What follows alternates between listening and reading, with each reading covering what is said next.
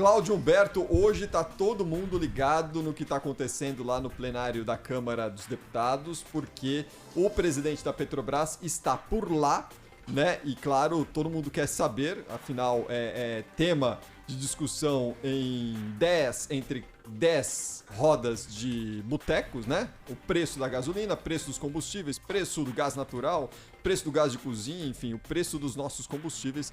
E claro que isso gera muita repercussão, né, Cláudio? Exatamente. O general Silvio Luna tem muito o que esclarecer. Aliás, o governo Bolsonaro tem muito o que esclarecer, sobretudo no que diz respeito à sua política de preço dos combustíveis, do gás de cozinha R$100, litro de gasolina comum em vários estados a mais de R$7. Aquela gasolina que vocês usam da Podium já se aproximando dos R$10 o litro. Quer dizer, tem mais que explicar mesmo porque é que a Petrobras não mexe numa política de preço tão cruel, tão covarde quanto criminosa, que afeta dramaticamente a vida dos brasileiros em particular e do país de uma maneira geral.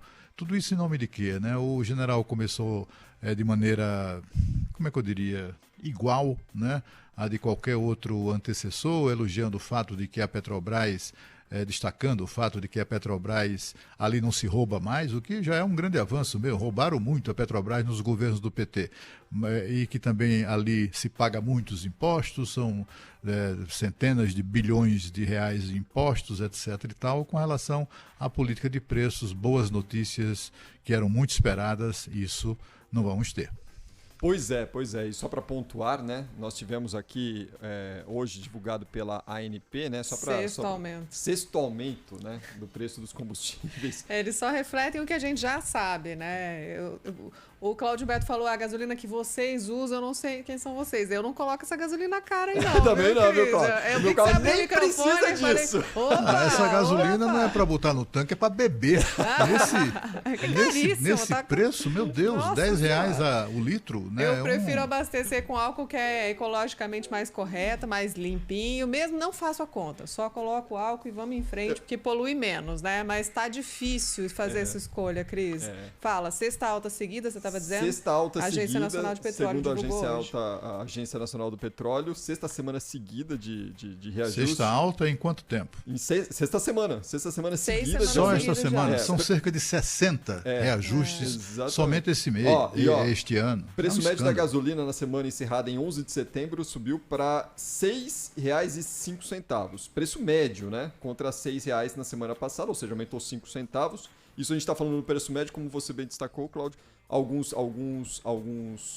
regiões têm gasolina acima de R$ 7,00. A gente já vem destacando isso já há algum tempo. A gasolina comum, né? Bom, bem frisar. O levantamento do IBGE aponta que a alta acumulada este ano já passa dos 30%, especificamente no preço da gasolina.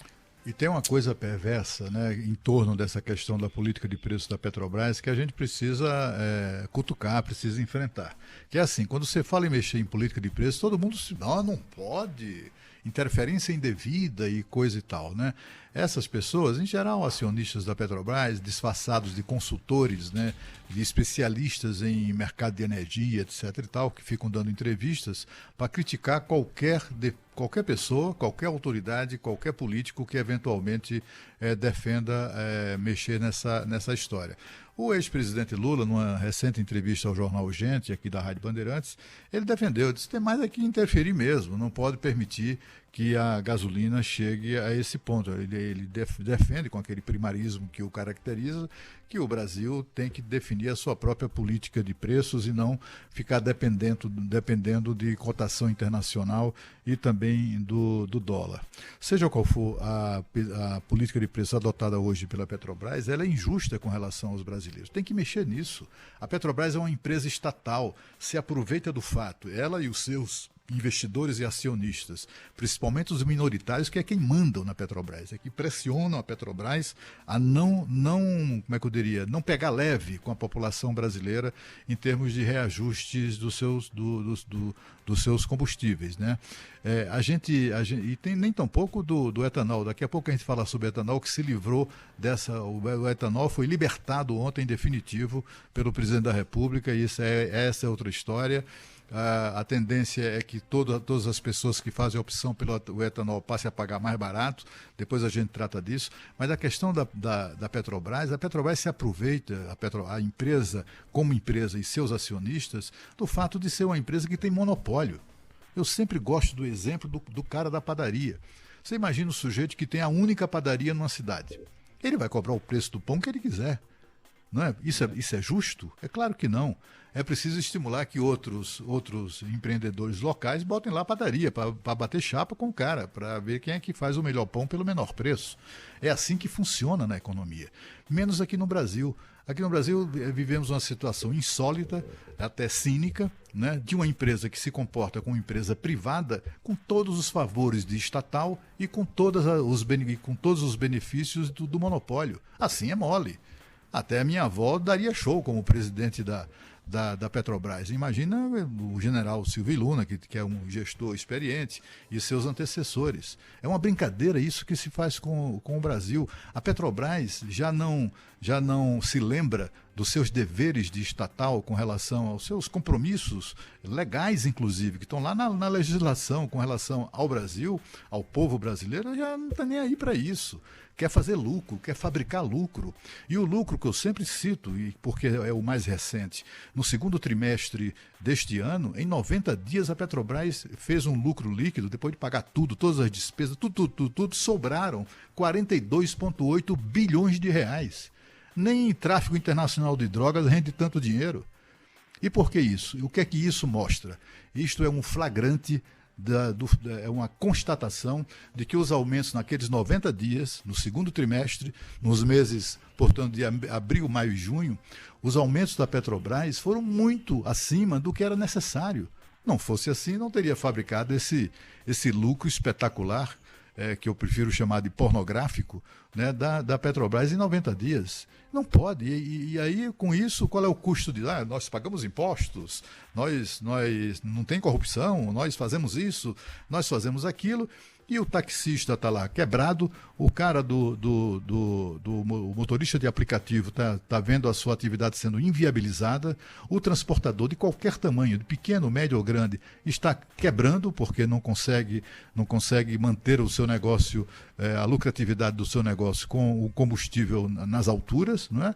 E só quem está satisfeito com essa história toda é quem? Acionista da Petrobras. É quem botou lá um pedaço daqueles 42,8 bilhões de reais de lucro do segundo trimestre, botou no bolso. Só essa gente está feliz com a Petrobras. É preciso mexer nisso, corajosamente. É preciso ter a coragem de mexer nisso. Nem que seja para adotar no Brasil aquele mecanismo de compensação que se verifica, por exemplo, no Reino Unido, em vários países da Europa, também nos Estados Unidos, pelo qual, quando sobe o preço do combustível, cai a alíquota do imposto, ou dos impostos de uma maneira geral. Se fizerem isso, talvez dê aí para suportar essa sanha assassina por aumentos que se verifica na Petrobras. E hoje o diretor, o presidente do Banco Central, Roberto Campos Neto, ele choveu no molhado, claro, é algo que a gente já fala, mas confirma justamente isso que você destacou aqui nessa abertura dos bastidores do poder, viu, Cláudio? Aspas aqui para o Roberto Campos Neto. No Brasil, o mecanismo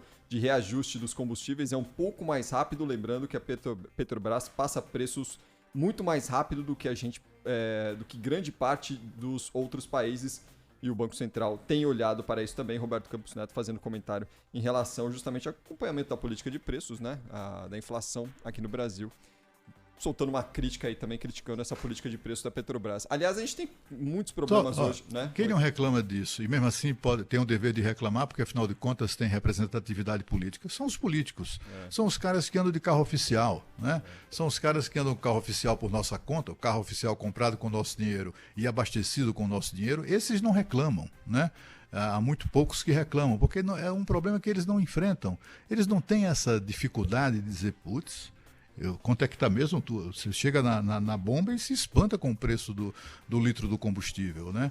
Essas pessoas, esses políticos, e a gente está vendo, você viu ontem aí o presidente da Câmara dos Deputados, o Arthur Lira, reclamando do preço do combustível. É um problema que ele não tem, né? Talvez o filho ou os filhos, ou a família dele, alguém vai chegar lá, pô, tio, tá ruim esse negócio aí, né? O valor ninguém aguenta mais. Então ele ouve pessoas ligadas a ele reclamando disso. Ele próprio não sente isso, mas ele pelo menos reclamou, o que já é um bom caminho. Como é a figura mais poderosa do país, já que Bolsonaro não faz, quem sabe o presidente da Câmara acaba por votar algum tipo de leis lá na Câmara dos Deputados que altere essa exploração imparável do povo brasileiro.